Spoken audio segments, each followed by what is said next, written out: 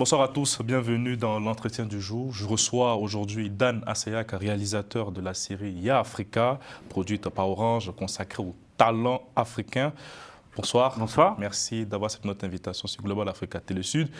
Avec vous, nous parlerons de la dernière saison consacrée aux sportifs et qui est diffusée dans 15 pays du continent. Avant de parler de la série, j'aimerais qu'on parle un peu de vous. Ouais. Ça ne vous gêne pas? Non. Ma première question, c'est de savoir déjà, qu'est-ce que ça a poussé à vous lancer dans le milieu du cinéma, concrètement? Ah, alors, en fait, je viens de la... Moi, j'ai un parcours particulier, je viens de la publicité. Voilà. Donc, j'ai travaillé longtemps dans la publicité comme créatif, comme concepteur. Donc, j'ai passé 15 ans à concevoir des petits films, la presse, des affiches, mais aussi des films. Et à force de voir des gens réaliser des films, ça m'a donné envie aussi de réaliser. Et puis, de toute façon, quand j'étais plus jeune, quand j'étais étudiant ou au lycée, je passais mon temps avec mes amis à faire des petits films. Voilà, donc c'est toujours un truc qui m'a intéressé, amusé. Et puis, petit à petit, j'ai commencé à réaliser des pubs, des clips. Et puis, voilà, au bout de 15 ans de publicité, je trouvais que j'avais fait un peu mon temps. Et donc, j'ai eu envie de passer vraiment de manière plus entière à la réalisation. Et donc, j'ai arrêté de travailler dans des agences de pub pour me consacrer entièrement à la réalisation. Ça n'a pas été trop compliqué la bascule de publicitaire à réalisateur quand même? Ah bah, écoutez, en fait, je réalisais déjà. C'est-à-dire que en étant publicitaire, j'avais déjà réalisé donc, des clips et puis des pubs. Donc, ça s'est fait assez naturellement. Mais votre question est intéressante parce que quand même, en arrêtant la publicité, j'ai pris une année sabbatique. J'imagine. J'ai eu besoin de refaire des cours aussi? D'un moment pour moi, en fait. Et pendant cette année sabbatique, j'avais un projet de long métrage. Okay. J'étais en écriture, un projet qui s'est arrêté. Mais voilà, c'était une transition douce, on va dire. Et puis pendant cette année sabbatique, j'ai beaucoup voyagé. Et c'était en 2014, notamment, donc il y a 10 ans, j'étais au Brésil pendant la Coupe du Monde. Ouais. Et puis, c'est aussi l'année où j'ai réalisé donc mon premier documentaire sur Serge Benoît, qui est un artiste de coupé-décalé ivoirien. Ouais. Voilà. Quel regard portez-vous sur l'univers cinématographique africain? C'est-à-dire sur les productions africaines? Les productions, ouais. En fait, alors je ne le connais pas bien, mais j'ai l'impression qu'il est en train de se développer de plus en plus. Parce que en fait, les moyens technologiques sont de plus en plus accessibles. C'est-à-dire qu'aujourd'hui, on peut tourner avec un iPhone, concrètement. Donc, j'ai l'impression qu'il y a de plus en plus de production de qualité et puis de savoir-faire, parce que c'est aussi aujourd'hui, grâce au réseau, c'est facile aussi d'apprendre, de développer et puis de proposer des choses. Moi, je suis assez fasciné de voir, notamment sur les réseaux, plein de petites choses qui sont faites, mais partout sur le continent, qui sont assez bluffantes. Donc j'ai l'impression que c'est... Et puis comme c'est un continent où c'est le continent le plus jeune, et que les jeunes sont les plus adeptes... Près de la main, sur le domaine voilà. aujourd'hui. Oui. Et donc pour eux, c'est très instinctif. Donc ça va être... Je pense qu'il va y avoir de plus en plus de productions sur le continent qui vont être très intéressantes et très innovantes surtout parce que la jeunesse, elle manie très facilement les caméras, le montage, le son, tout ça est très organique en fait. Donc je pense que de plus en plus, il va y avoir des productions intéressantes. On va parler de la série Ya Africa. Pourquoi ce nom? Alors Ya Africa, alors il paraît, c'est pas moi qui ai trouvé ce nom, mais il paraît que Ya en lingala, ça veut dire, c'est une expression courante en fait. Et donc c'est parti de là. Donc ils ont associé le Ya au Yafrika, donc pour englober en fait déjà tout le continent, puisque la série se passe dans des pays francophones, anglophones, et c'est une façon de porter en fait le continent. Comment est née l'idée de cette série? Alors c'est Orange qui sponsorise le programme. Et il y a eu 2 saisons avant celle-ci qui ont été sur les talents africains, sur la scène culturelle et artistique africaine. Donc l'idée, c'est vraiment de mettre en avant les talents du continent. Et surtout, l'idée, c'est qu'un Camerounais n'a pas forcément conscience des talents du reste du continent. Et l'idée, c'est d'être complètement transversal et de montrer qu'en fait, ce continent regorge de talents. Alors, on pourrait dire, bah oui, évidemment, mais on ne les connaît pas forcément. On ne connaît pas, alors pour la saison 1 et 2, on ne connaît pas les peintres du continent qui vendent et qui sont connus à l'international. On ne connaît pas les danseurs. J'ai rencontré des danseurs absolument incroyables à Dakar, au Cameroun, au Botswana, des danseurs qui font des concours de danse dans le monde entier et qui sont très reconnus dans le monde entier. Et les Africains eux-mêmes ne connaissent pas forcément en fait, ces talents. Donc c'est aussi une façon de les mettre à l'honneur. Et puis dans Yafrika, il y a une dimension qui est aussi à la fois de donner la parole aux artistes, là, aux athlètes, mais et ça c'était important pour moi, c'est comme je viens de la publicité et qu'il y a un souci aussi de faire des belles images et de raconter des choses et de prendre le temps, il y avait vraiment un souci esthétique qui est très important, un vrai parti pris quasi cinématographique en fait, même si c'est du documentaire, mais pas seulement de dire on va montrer, on va faire parler les artistes ou les athlètes, mais d'aussi montrer les villes, les endroits et d'avoir une exigence artistique élevée. Avant d'aborder la 3e saison, quel bilan personnel tirez-vous de ces 2 premières saisons que vous avez réalisées, qui étaient plus sur les artistes? Alors, d'abord, à titre personnel, c'est beaucoup de rencontres, qui ont été assez incroyables. Alors, je ne vais pas vous mentir, je ne vais pas vous dire tous les artistes que j'ai rencontrés, je les trouve fantastiques, formidables, ce serait vraiment, ce serait mentir.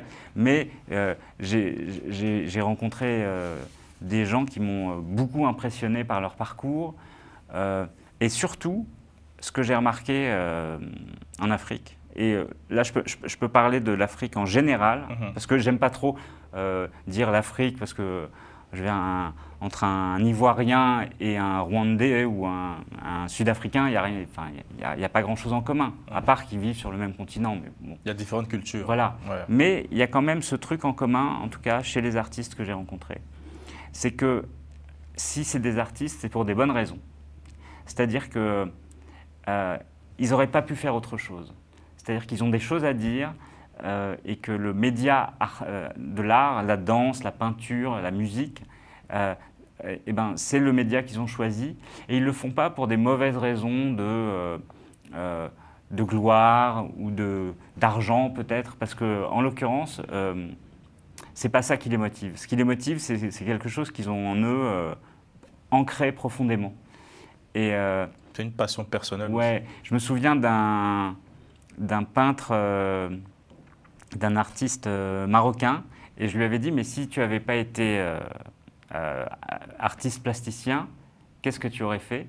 Et il m'a répondu, mais si je n'avais pas été artiste, j'aurais été artiste. J'ai trouvé cette formule très jolie. C'était Mohamed Arejdal. Mais à la fin des tournages, qu'est-ce qu'ils vous disent eux-mêmes, les artistes? C'est quoi le sentiment? D'abord, honnêtement, ils sont contents qu'on s'intéresse à eux. C'est toujours agréable de se dire que quelqu'un vient et s'intéresse à votre travail et va prendre du temps pour vous laisser parler et vous donner la parole, en fait. Parce que quand on peint, c'est qu'on exprime quelque chose. Donc, c'est aussi Yafrika, c'est aussi une fenêtre ouverte, en fait. Et c'est aussi une façon de passer des messages, donc ils sont contents. Ils sont contents de pouvoir s'exprimer et de pouvoir que leur travail existe et puisse parcourir l'Afrique, en fait. Et cette 3e saison, elle est consacrée aux athlètes, parce que je pense que vous êtes dans l'actualité avec les Jeux ça, Olympiques. C'est bien ça. Exactement. On va regarder un extrait de la bande-annonce. D'accord.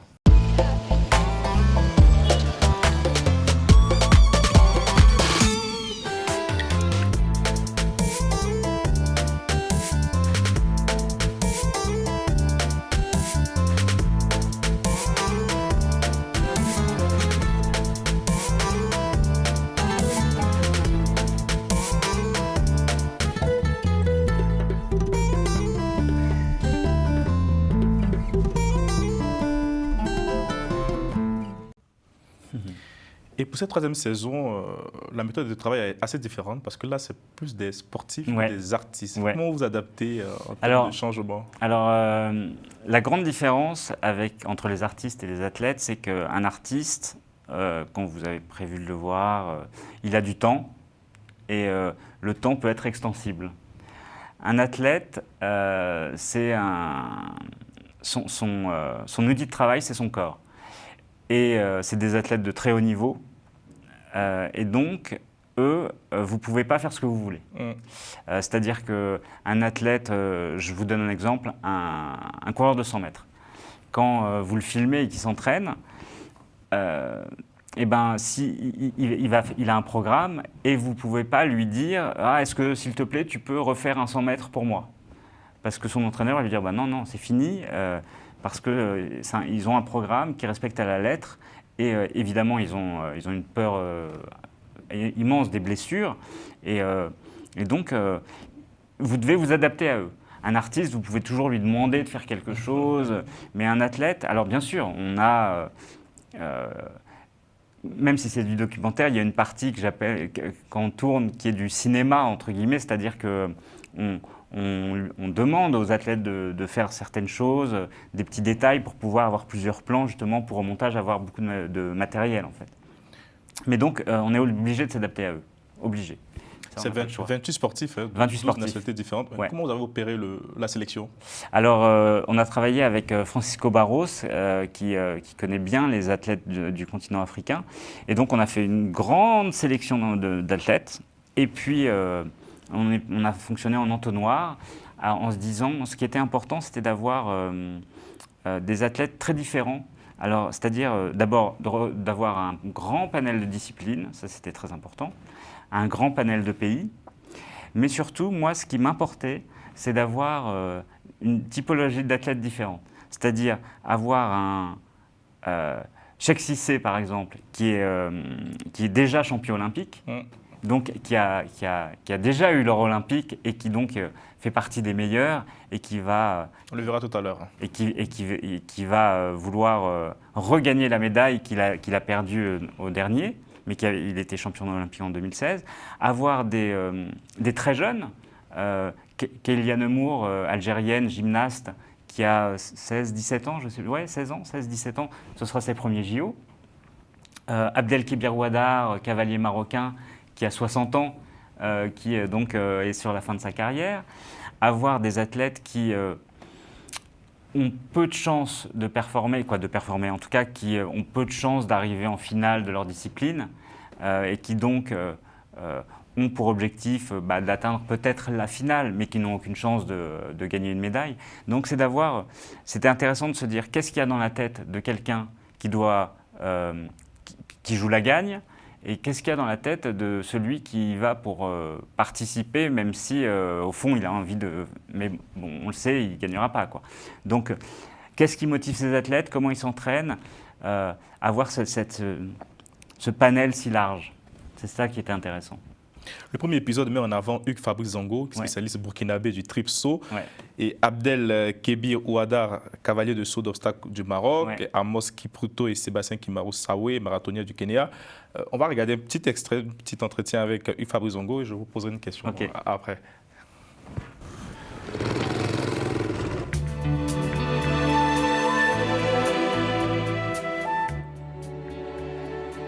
Je me nomme Hugues Fabrice Zango. Je suis un athlète triple sauteur burkinabé et je suis également un étudiant en 3e année de doctorat de génie électrique.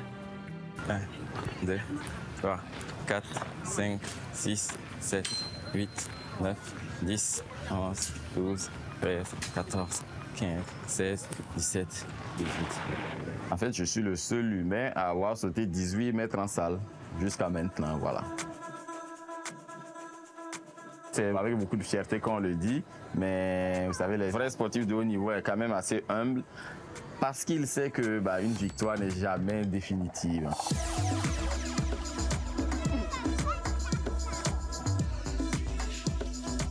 Ça, c'est vraiment un exercice typiquement pour travailler le cloche-pied, la reprise du cloche-pied. Voilà pourquoi on fait un cloche-pied d'abord. Avant de faire un cloche-pied, donc on sollicite 2 fois la jambe d'appel. On arrive sur la planche avec une vitesse optimale, pas forcément une vitesse maximale, parce que c'est souvent plus compliqué à gérer. Et puis bon, à vitesse maximale, on est à côté de la casse, quoi. Et donc on arrive avec une vitesse optimale, mais la plus élevée possible. Il faut vraiment pas hésiter à bombarder, comme on aime le dire. Physiquement, les gros points forts de Hugues, c'est sa vitesse déjà en premier lieu. C'est quelqu'un qui va très très vite. C'est le plus rapide au monde aujourd'hui dans la discipline. Lors des championnats du monde en 2019, il arrive sur la planche aussi vite que Christian Taylor, qui a couru en 45-34 aux 400 mètres, qui vaut moins de 20-50 aux 200 mètres. Ensuite, son élasticité. J'analyse beaucoup mes sauts. Je connais mes temps de saut et ça me permet bien sûr de jouer sur ma visualisation, de pouvoir avoir un peu le meilleur timing possible. Cette analyse ou ce recul scientifique-là me donne des chiffres clairs et nets en fait. Et ça me permet justement de pouvoir les utiliser dans mes exercices de visualisation, tout simplement d'expliquer une performance. Le triple saut, de façon globale, pour moi, c'est un moyen. Ma mission, c'est d'essayer d'apporter un maximum d'espoir, en fait. Mon objectif, c'était d'ouvrir la voie des médailles mondiales et puis des médailles olympiques pour le Burkina Faso. Quand on a une mission derrière, cela plus noble que de sauter juste dans un bac à sable, ça peut être intéressant.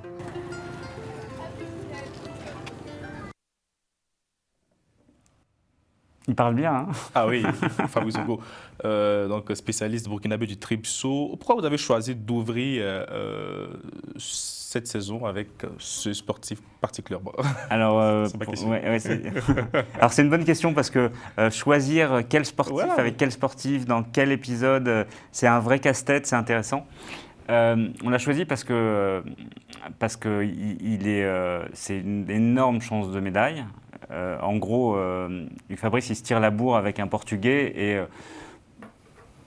a priori, il aura une médaille et donc il se bat pour l'or. Donc c'est vraiment un grand espoir pour le continent de médaille d'or. Ça, c'est pour ça qu'on trouvait ça intéressant de commencer par un des fleurons, on va dire. Et puis, après, c'est des choix un peu personnels, mais moi, je trouve que il m'a fasciné, Fabrice. Je trouve que c'est un garçon fascinant. Parce que c'est un ingénieur, hein, dans sa tête, il calcule tout, il a une connaissance parfaite de son corps, il a une connaissance parfaite de sa discipline, des histoires de motricité, de force, de puissance, de vitesse maximale, de vitesse optimale. Et quand il vous explique ça, c'est fascinant en fait.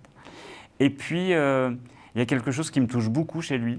C'est d'ailleurs ce qu'on a vu dans l'extrait, c'est quand il explique, quand il dit, j'adore cette formule, quand il dit je ne fais pas ça pour sauter dans un bac à sable. C'est-à-dire que il fait ça, mais pas que pour le sport, en fait, pas que pour la médaille. C'est-à-dire qu'il a aussi une mission qui se donne vis-à-vis de son pays et des enfants de son pays.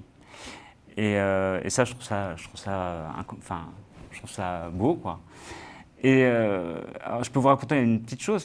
C'est intéressant parce que Hugues Fabrice, il est burkinabé et il y a une athlète burkinabèse qui s'appelle Angelica Ouedraogo qu'on est allé voir à Stillwater aux États-Unis. Et elle est donc dans un état, c'est l'Oklahoma. C'est donc une burkinabèse, donc une femme noire qui est étudiante dans un état profond des États-Unis. Et quand elle vous explique pourquoi elle fait ça, et quand elle est arrivée aux États-Unis, elle ne parlait pas anglais. Aujourd'hui, elle est bilingue, c'est une scientifique. Elle a des articles publiés en anglais dans des revues scientifiques. Elle a été major de sa promotion. Et quand elle vous dit que si elle peut ouvrir la voie et que s'il y a des petites filles burkinabèses qui veulent étudier aux États-Unis et que leurs dossiers ils seront sur une pile et que les gens ils se souviendront d'elle, elle a été major, ce sera peut-être plus facile pour ces petites filles burkinabèses d'aller aux États-Unis, d'avoir des bourses. Je trouve que c'est remarquable en fait. Et voilà, c'était l'anecdote pour Angelica. Très belle anecdote. Vous évoquez tout à l'heure le cas de Cheikh Cissé, le champion de taekwondo. Ouais. On va regarder aussi son entretien, si ça ne vous gêne pas. Oui, bien sûr. On y va.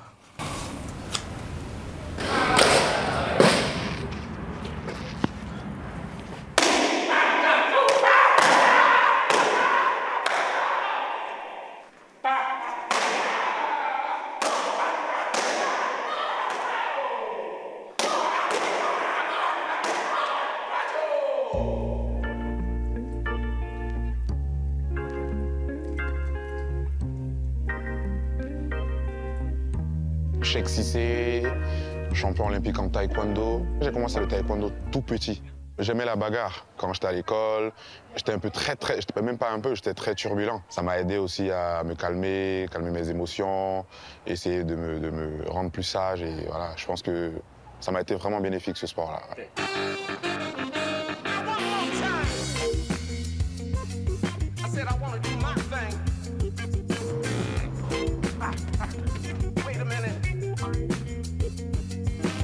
C'était vraiment un jeu, je prenais du plaisir. Je partais, je faisais des combats avec mes amis, on se battait, voilà, et c'était dur, mais voilà. C'est vrai aussi, il faut vivre sa passion, il faut s'amuser, mais voilà, avec beaucoup de sérieux, parce que c'est un sport de combat aussi. Quand on s'amuse trop, on peut prendre des KO, il y a des KO qui existent, donc on reste toujours focus et voilà. Taekwondo, c'est un art martial coréen. Au départ, il y avait beaucoup de KO. Mais aujourd'hui, les Jeux Olympiques ont rendu le taekwondo moins violent. On veut voir plus le côté spectacle, côté bel art. C'est devenu plus tactique, il faut plus toucher, il faut plus faire de belles actions. Voilà pourquoi ils ont inséré le côté capteur, où il faut juste toucher le bon endroit pour qu'il soit score. Tu as beaucoup de force, mais tu fais tout pour juste toucher. C'est aussi une éducation.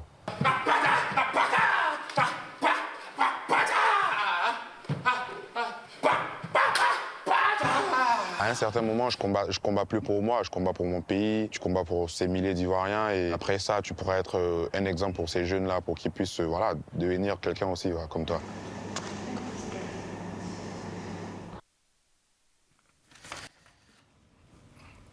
Est-ce que c'est l'un des portraits qui vous a le plus marqué?